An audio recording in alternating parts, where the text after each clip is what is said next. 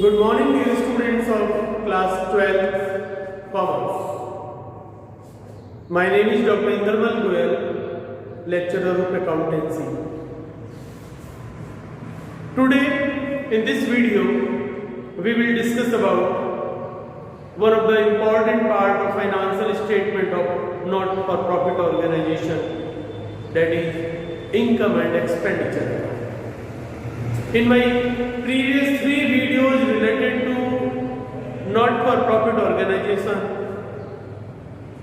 we have discussed about the basic features of NPO, the sources of income and applications of expenses of NPO, preparation of receipt and payment accounts of NPO, and today we are going to discuss about income and expenditure account of NPO. Income and expenditure account is prepared with a view to calculate operational result of NPO at the end of the year, which may be deficit or surplus for the year. It is just like profit and loss account prepared by business organization. Income and expenditure account is prepared with the help of receipt and payment account. It is prepared on rule of nominal account. What is rule of nominal account? The rule of nominal account is debit all expenses and losses, credit all income and gain. That is why you see the pro forma that I have prepared on the blackboard, on my green board. Debit all expenses and losses. So expenditures, debit side is expenditure side, left hand side is expenditure side. We will write all expenses and losses in the debit side, and in the credit side we will write all incomes and gains of NPO. आज हम इस video में एक गैर लाभकारी संस्था द्वारा आय व्यय खाता किस तरह से बनाया जाता है और इसके अंतर्गत कौन से आय और व्यय की मदों का प्रदर्शन किया जाता है, उन सभी मदों के बारे में हम विस्तृत विवेचना करेंगे। किसी भी कॉमर्स के स्टूडेंट के लिए बिजनेस ऑर्गेनाइजेशन के साथ साथ नॉन बिजनेस ऑर्गेनाइजेशंस के द्वारा बनाए जाने वाले फाइनेंशियल स्टेटमेंट की जानकारी होना भी बहुत जरूरी है। इसीलिए it is a part important part of your syllabus, preparation of financial statement of NPO. आय व्यय खाता किसी भी गैर लाभकारी संस्था द्वारा बनाए जाने वाला अंतिम खातों का एक महत्वपूर्ण खाता है, जिसका उद्देश्य एक गैर लाभकारी संस्था को वर्ष के अंत में हुए आधिक्य, सरप्लस, जिसे प्रॉफिट के नाम से जाना जा सकता है, अथवा डेफिसिट जिसे घाटा बोलते हैं, और लॉस कह सकते हैं बिजनेस कंसर्न में, वो निकालने के लिए हम आय व्यय खाता बनाते हैं। In case of NPO the word profit is not appropriate because NPO are established not with a view to earn profit. Their main object is to render valuable services to a particular class of society to improve their social and economic standard, to direct the way for overall and balanced development of the society. NPO का operational result surplus हो सकता है और deficit भी हो सकता है। अगर डेफिसिट होता है, इसका मतलब है उन्होंने जो during the year total expenses किए हैं वो उनके इनकम और रेवेन्यू से ज़्यादा है, तो वो लॉस हो गया। वो लॉस को हम यहाँ डेफिसिट बोलते हैं, और डेफिसिट जो होता है वो कैपिटल फंड में से घटाया जाता है। नॉन बिजनेस ऑर्गेनाइजेशन में कैपिटल की जगह हम कैपिटल फंड वर्ड यूज करेंगे। तो यहाँ कैपिटल को कैपिटल फंड बोलते हैं, प्रॉफिट को सरप्लस बोलेंगे, लॉस अगर होता है तो उसे डेफिसिट बोलेंगे। और जो इसका एनपीओ का एक मेन सोर्स ऑफ इनकम होता है सब्सक्रिप्शन, जिसे अपन चंदा बोलते हैं, क्योंकि जितने भी लोग मेंबर होते हैं किसी एनपीओ के वो चंदा देते हैं, वो हर साल देते हैं। They are the member and member are the donor. और जो मेंबर डोनेशन देते हैं और जो मेंबर सब्सक्रिप्शन देते हैं उनको उसके बदले में वापस कुछ नहीं मिलता। इसलिए जो अगर subscription being a prominent source of income अगर बाकी है ना, तभी हम एक्रूड वर्ड यूज जनरली नहीं करते, हम आउटस्टैंडिंग सब्सक्रिप्शन यूज करते हैं।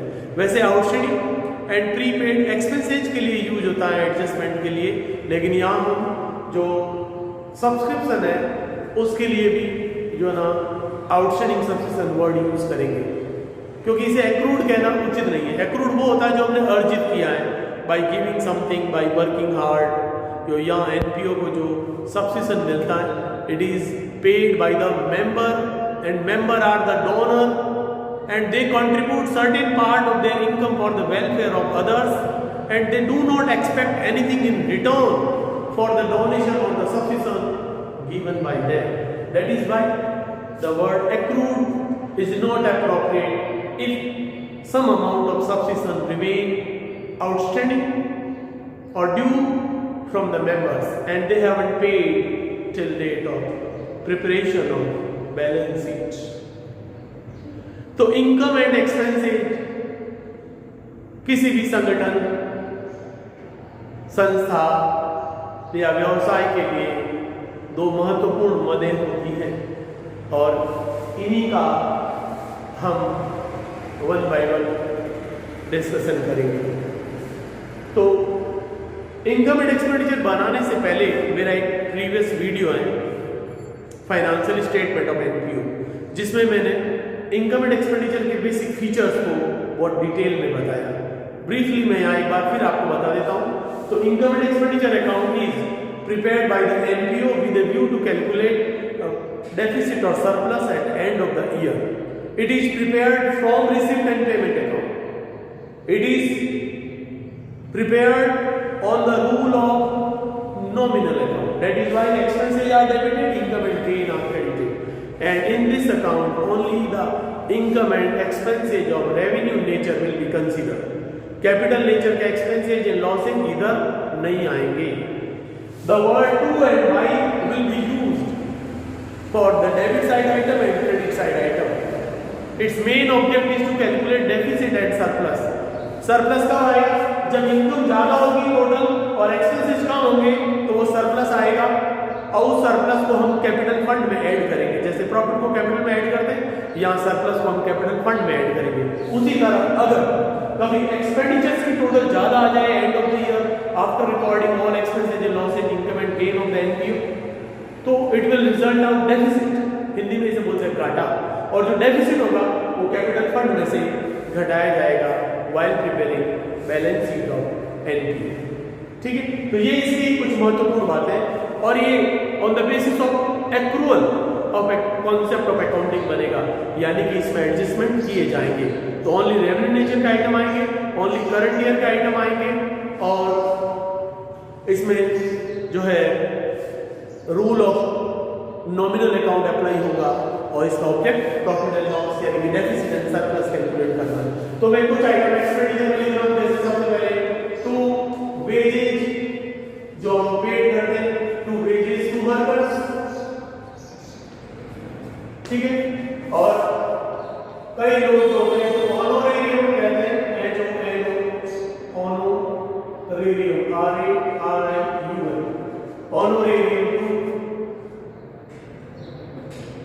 कोई भी स्टाफ मेंबर है, डायरेक्टर है, अगर कुछ चार्ज लेते हैं अपनी सर्विसेज का तो वो उनको ऑनोरेरियम बोलेंगे, मानदेय, ठीक है। और कुछ स्टाफ होते हैं ऑनोरेरियम को जिसको भी पे किया है वो ऑनोरेरियम बनेगा, तो सैलरी जो स्टाफ जो सैलरीड एम्प्लॉय काम करते हैं वो इधर रहेगा।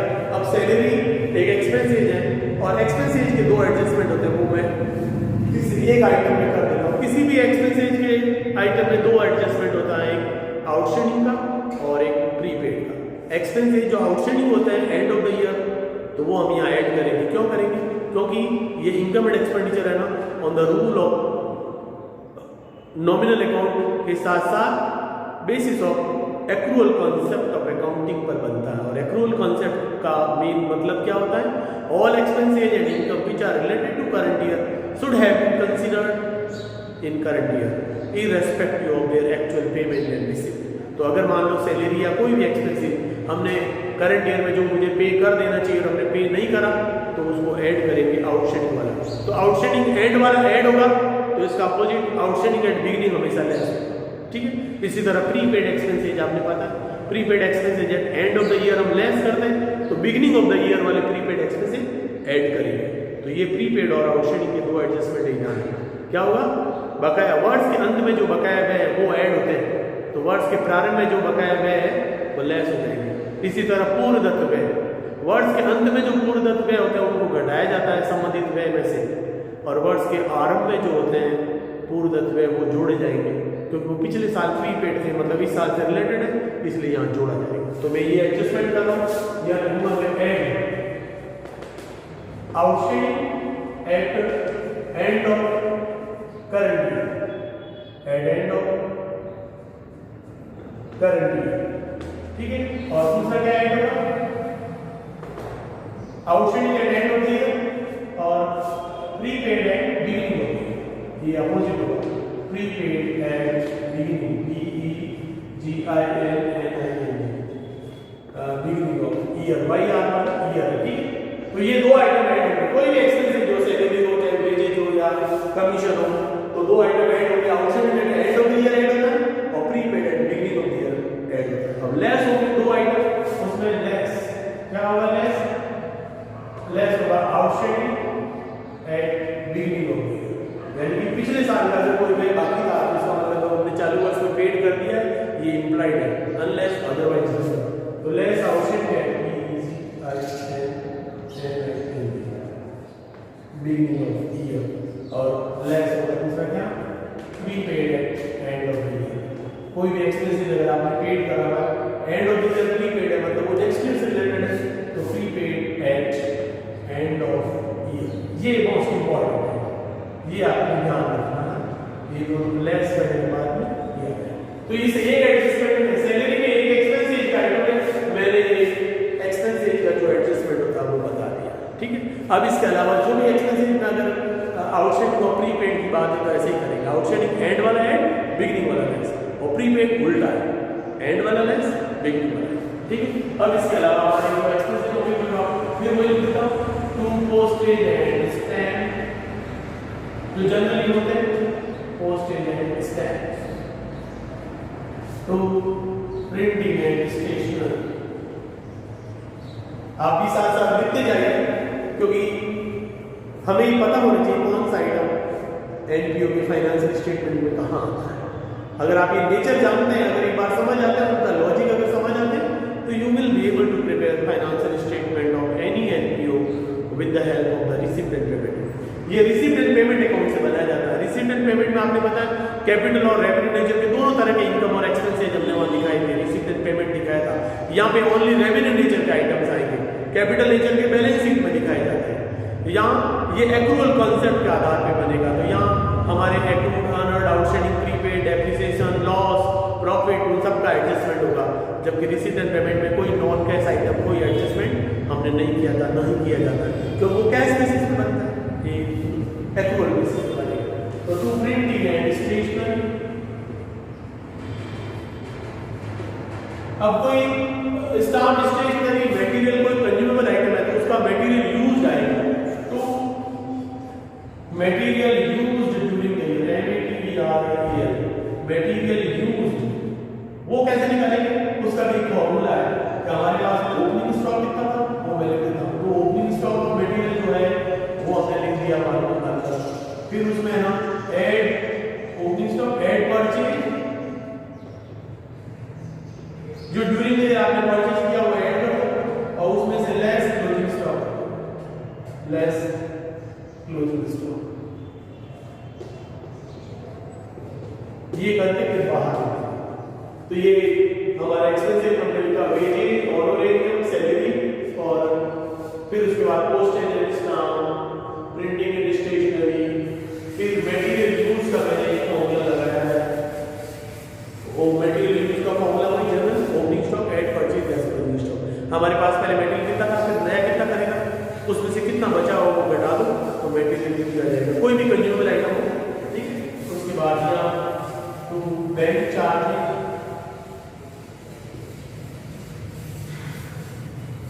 और ऑफिस एक्सपेंसेस के यहाँ लिख देता हूँ, ठीक है। आप अलग लिख सकते हैं, जो अलग अलग दे रखा होगा यहाँ थोड़ा to office rent charges and office expenses up to repair and maintenance. अगर हम कोई एनजीओ चला रहे हैं तो वहाँ हमारे कुछ एसेट्स एंड इक्विपमेंट यूज होते हैं, to repair and maintenance NAC, तो रिपेयर एंड मेंटेनेंस का एक्सपेंसेस हो जाएगा। और to rent and tax paid, अगर एनजीओ को रेंट एंड टैक्स का पेमेंट करना पड़ा है तो वो इधर आ जाएगा।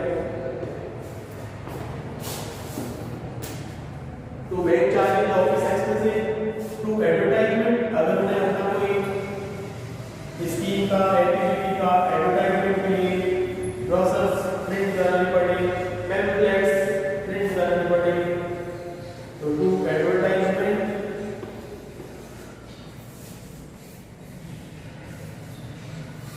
तो एक्सपेंसेस ऑन एक्टिविटी, जो एनजीओ द्वारा बहुत सारी एक्टिविटीज कराई जाती है तो एक्सपेंसेस ऑन एक्टिविटी जो भी होगा वो इधर आ जाएगा। अगर कोई पुरानी एसेट्स हमने बेची है और उस पर अगर लॉस हुआ है तो वो इधर आ जाएगा, तो loss on sale of assets.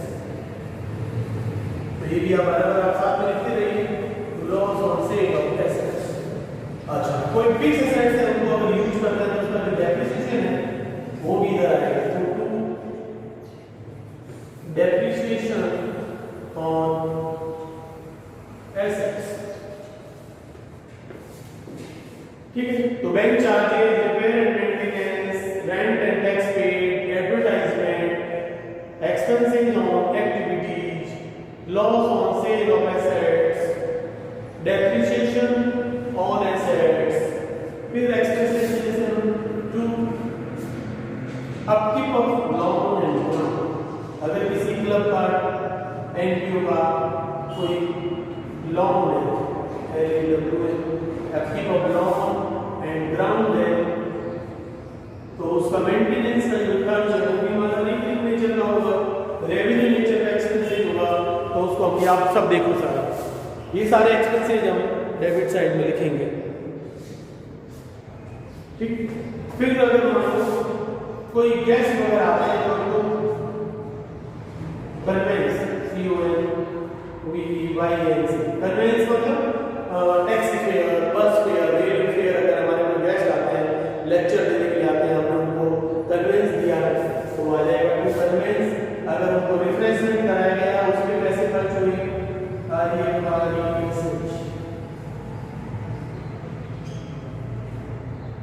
Refreshment, अगर उनको लेक्चर फीस भी देनी पड़ी तो वो भी एक्सपेंसेस होगा, तो to lecture fees, LCPUR, to lecture fees.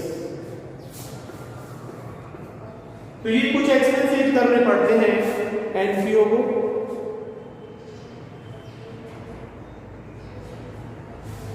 एक एनपीओ के द्वारा भी अपना एसेट्स का ऑर्गेनाइजेशन का इंश्योरेंस कराया जा सकता है, तो टू इंश्योरेंस प्रीमियम भी हम लिख सकते हैं।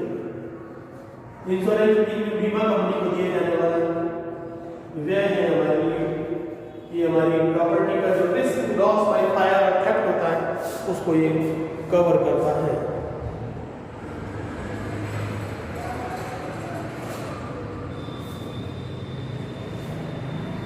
इसके अलावा अगर कभी कभी जैसे कोई मीटिंग वगैरह होती है एनजीओ के जो ट्रस्टीज वगैरह की मीटिंग के कुछ एक्सपेंसेस होते हैं तो आप मीटिंग एक्सपेंसेस लिख सकते हैं, ठीक है। इसके अलावा और भी कोई एक्सपेंसेस होता है वो सब यहाँ ऐड करेंगे। अब हम बात कर रहे हैं इधर इनकम की। तो मेन सोर्स ऑफ इनकम हमारा होता है सब्सक्रिप्शन। जैसा कि मैंने आपको पहले ही बताया कि जो मेंबर्स होते हैं वो चंदा देते हैं। जो एनपीओ के जो मेंबर होते हैं they are the donor and they give certain amount every year on monthly basis और annual basis depending on their membership and the member are the donor and it is the mercy of the member that they pay subscription for the welfare of others and they do not get anything in return. तो अगर कुछ सदस्य जिन्होंने चालू वर्ष का चंदा नहीं दिया है तो वो एक एक्रूड इनकम के समान होता है, लेकिन हम आउटस्टैंडिंग वर्ड यूज करेंगे। कुछ मेंबर ऐसे होते हैं जो 2 साल का 3 साल का चंदा एडवांस कर देते हैं, कुछ का बाकी रह जाता है। तो इनकम के हमारे 2 एडजस्टमेंट हैं, accrued income and unearned income. तो एक्रूड इनकम को यहाँ हम आउटस्टैंडिंग इनकम बोलेंगे, आउटस्टैंडिंग सब्सिशन बोलेंगे। और आउटस्टैंडिंग का इनकम का भी समायोजन क्या होगा, एंड वाला ऐड करना है, एंड में जो सब्सिशन आउटस्टैंडिंग वो ऐड होगा और बिगिनिंग में जो आउटस्टैंडिंग था मतलब लास्ट ईयर वो लेस होगा। ठीक है, वो लेस क्यों होगा, ये माना जाता है कि पिछले साल का जो चंदा बाकी था वो इस साल हमें मिल गया, इसलिए हम घटा देते हैं। लेकिन अगर लिखा हो कि पिछले साल का चंदा चालू वर्ष के अंत में अभी भी बाकी है, तब नहीं घटाना, उतना ही घटाना जितना मिल गया। ठीक है, और जो एडवांस सब्सिशन होता है वो एंड में अगर हमें एडवांस मिला तो वो नेक्स्ट ईयर से रिलेटेड है, वो तो घटाया जाएगा। और लास्ट ईयर हमें अगर कोई एडवांस मिला था चंदे की राशि, सब्सक्रिप्शन की राशि, तो वहां हमने घटाई थी, अब यहाँ ऐड हो जाएगा। ठीक है, तो यहाँ मैं सबसे पहले बाय सब्सक्रिप्शन लिख रहा हूँ, SUBS, सब्सक्रिप्शन मतलब चंदा। अब इसमें भी 2 आइटम ऐड होंगे, ये हमारा इनकम ऑफ एनपीओ का एक प्रोमिनेंट सोर्स है, इसमें 2 आइटम ही ऐड होंगे और 2 लेस होंगे। ऐड क्या होगा, पहले ग्राम add outstanding subscription SUBS, subscription at end of the year, at end of year. और दूसरा ऐड होगा क्या, add advance subscription, advance subscription at beginning of year. क्योंकि बिगिनिंग ऑफ द ईयर में अगर एडवांस है मतलब हमें लास्ट ईयर में एडवांस मिला था, तभी तो बिगिनिंग में एडवांस है, और लास्ट ईयर में एडवांस मिला था तो लास्ट ईयर हमने घटाया था और वो इस साल से रिलेटेड है, इसलिए यहाँ जोड़ा जाता है। क्योंकि इनकम एंड एक्सपेंडिचर है ना, वो एक्रूअल कॉन्सेप्ट के आधार पर बनाया जाता है, इसलिए हम ये समायोजन करते हैं। आउटस्टैंडिंग एंड वाला ऐड, बिगिनिंग वाला लेस। ठीक है, और एडवांस एंड वाला लेस तो बिगिनिंग वाला ऐड, राइट। तो advance subscription at beginning of year, ये 2 आइटम ऐड होंगे और 2 आइटम लेस होंगे। लेस क्या होगा, लेस होगा outstanding subscription at beginning of year. ये बिगिनिंग ऑफ ईयर वाला हम इसीलिए घटाते हैं क्योंकि हम ये मान लेते हैं कि जो पिछले साल का बाकी था वो मैं इस साल मिल गया। अगर क्वेश्चन में एडजस्टमेंट में नीचे लिखा हो कि सब्सिशन of last year is still outstanding, तो जितना पिछले साल का चंदा नहीं मिला है ना, उतने रुपए इधर घटाने देंगे। जो सिर्फ मिल गए हैं लास्ट ईयर के आउटस्टैंडिंग में, जो करंट ईयर में मिला उसी को घटाना। अगर लास्ट ईयर का जितना बाकी है उतना रुपया घटाना नहीं, ठीक है ना। वो वापस हमारे करंट ईयर की बैलेंस शीट में भी एसेट्स में आएगा, outstanding for current year, outstanding for last year, समझ गए। तो लेस होगा आउटस्टैंडिंग एट बिगिनिंग और लेस होगा advance subscription at end of the year. अगर हमारे एंड ऑफ द ईयर कोई सब्सक्रिप्शन हमें एडवांस मिला है तो वो नेक्स्ट ईयर का रिलेटेड है, तो नेक्स्ट ईयर से रिलेटेड इनकम हमें अगर चालू वर्ष में मिल गई है तो उसको हमें घटाना है, ठीक है। तो जो इनकम में एडजस्टमेंट है वैसे ही वो एक्सपेंसेस में भी है जो हमने पहले कर लिया। और इनकम में भी क्या किया, इनकम सब्सक्रिप्शन हमारा प्रोमिनेंट सोर्स, उसमें आउटस्टैंडिंग एंड वाला है, बिगिनिंग वाला है। मैंने सब्सक्रिप्शन के लिए भी आउटस्टैंडिंग वर्ड यूज किया, वो मैंने बताया ना क्या कि subscription is given by the members and it is the mercy of the member that they pay subscription and it is for the welfare of others and they do not get anything in return. So the word accrued is not appropriate. That is why we use the word outstanding even for the source of income of the NPO, that is subscription. तो subscription के लिए भी हम बकाया है तो outstanding word use किया है। तो ये हमारा सब्सक्रिप्शन होगा। इसके बाद अब हम और क्या अगर entrance fees to be capitalise लिखा हुआ है तो वो कैपिटल फंड में बैलेंस शीट में ऐड होगी, और कुछ भी नहीं लिखा है तो आप रेवेन्यू नेचर की मानेंगे, तो फिर बाई एंट्रेंस फीस जो रिसिप्ट साइड में दिखाई दी है वो इधर इनकम में आ जाएगी। और अगर लिखा है कि 50% entrance fees to be capitalise, तो इसका मतलब है जो जितनी रिसिप्ट हुई एंट्रेंस फीस उसका आधा रुपया तो आप इनकम में इधर लिखोगे इनकम साइड में, आधा रुपया बैलेंस शीट बनाते समय कैपिटल फंड में ऐड करेंगे।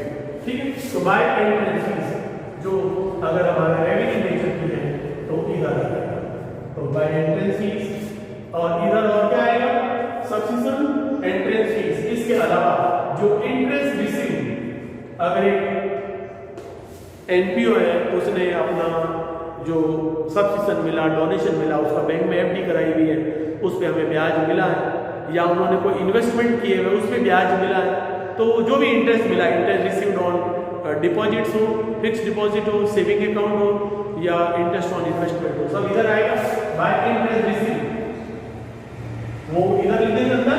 और अगर एंड ऑफ द ईयर कोई इंटरेस्ट हमारा एक्रूड है जो हमें मिल जाना चाहिए नहीं मिला, उसके लिए हम एक्रूड वर्ड यूज करेंगे, accrued at end of the year, at end of year. और जो एक्रूड हमारे बिगिनिंग में था उसको लेस एक्रूड बिगिनिंग।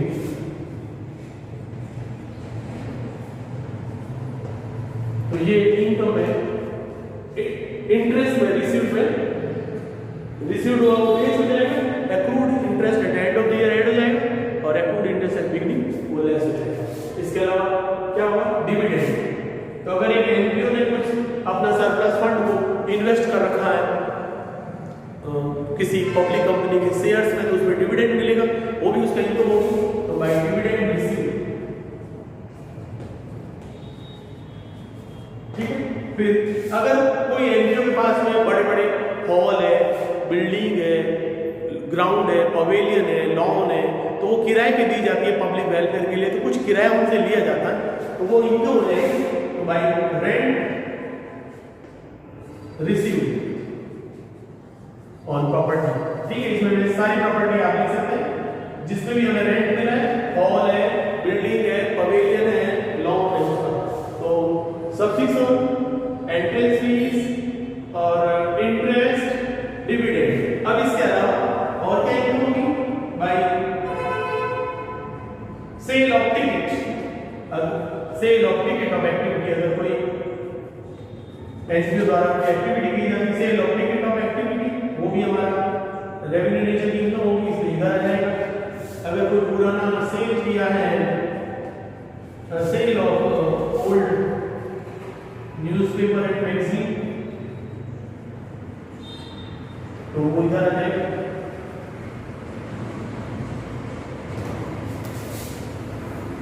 ठीक, अब जो फिक्स एसेट्स है कोई पुरानी उसको हमने बेचा है तो प्रॉफिट हुआ उस पर, क्योंकि selling price minus write down value या बुक वैल्यू करने से प्रॉफिट आएगा, तो वो इधर आएगा। तो मैं यहाँ लिखूंगा by profit on sale of assets, by profit on sale of assets.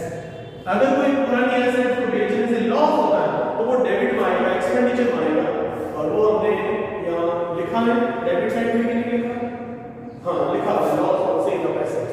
तो loss on sale of assets loss कब होगा, जब हमारा बुक वैल्यू से कम मूल्य पे अगर कोई सेलिंग प्राइस होती है एसेट्स की, तो जितना रुपया हमें कम मिला बुक वैल्यू से दैट इज द लॉस। तो loss on sale to be debited and profit on sale is to be credited. अब हमारे एनपीओ को जो डोनेशन मिलता है मेंबर्स, अगर donation for building, for machinery, for swimming pool, for books ऐसे लिखा हुआ है तब वो स्पेशल डोनेशन है, वो तो बैलेंस शीट में लाइब्रेरी साइड में आएगा। केवल जनरल डोनेशन है तो वो हमारा सोर्स ऑफ इनकम है, तो बाय डोनेशन रिसीव।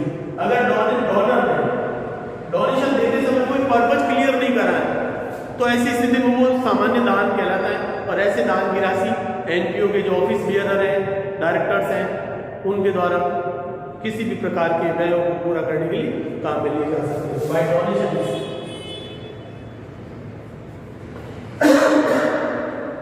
तो ये हमारे मेन जो सोर्स ऑफ इनकम है। इसके अलावा जब आप कभी कोई एनपीओ एस्टेब्लिश करते हैं तो गवर्नमेंट से ग्रांट और सब्सिडी भी मिलता है। सरकार आपको फर्नीचर के लिए, मशीनरी के लिए, बिल्डिंग के लिए कुछ ग्रांट देती है, अनुदान देती है। और कभी कभी जो सब्सिडी देती है कि आप ये खरीद लीजिए, उसका हम 40% आपको वापस रिफंड कर देंगे, तो वो सब्सिडी कहलाता है। ठीक है, छूट, अनुदान और छूट।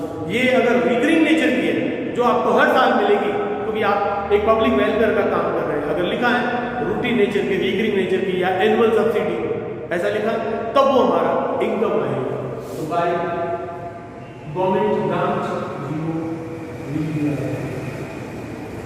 गवर्नमेंट ग्रांट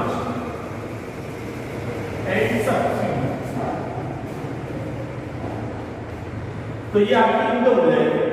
ठीक है, और रेंट और टैक्स हम जो गवर्नमेंट को पे करते हैं वो हमने साथ में लिख दिया।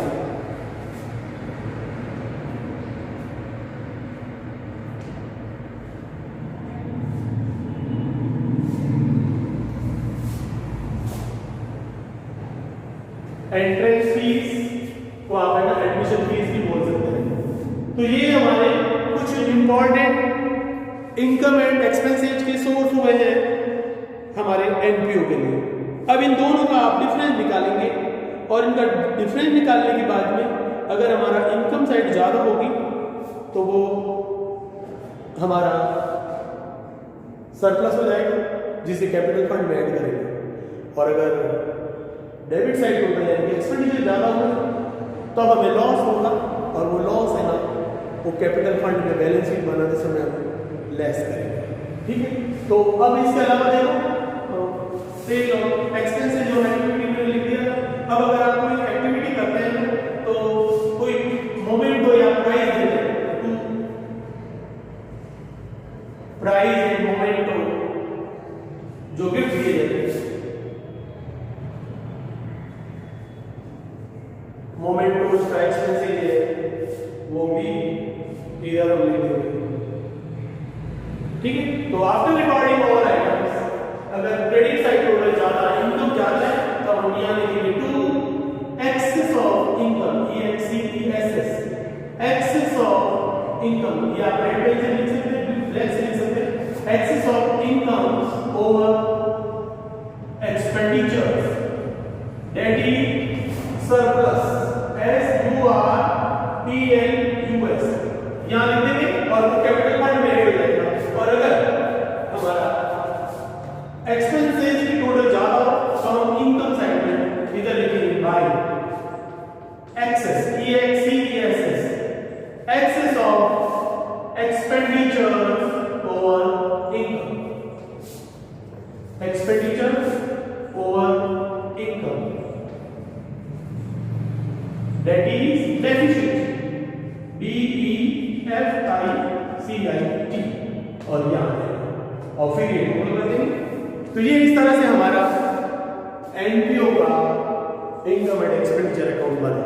आय व्यय खाता बोलते हैं हिंदी में।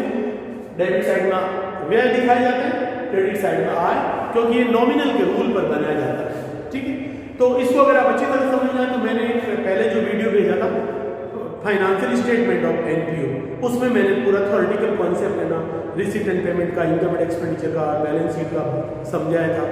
ठीक है, और इसको रिसीट एंड पेमेंट से बनाया जाता है। इसमें सिर्फ हमने रेवेन्यू नेचर का आइटम को दिखाया है और ये एक्रूअल कॉन्सेप्ट ऑफ अकाउंटिंग पे बनाया जाता है। ये हमारी महत्वपूर्ण बातें हैं जो आपको ध्यान होनी चाहिए।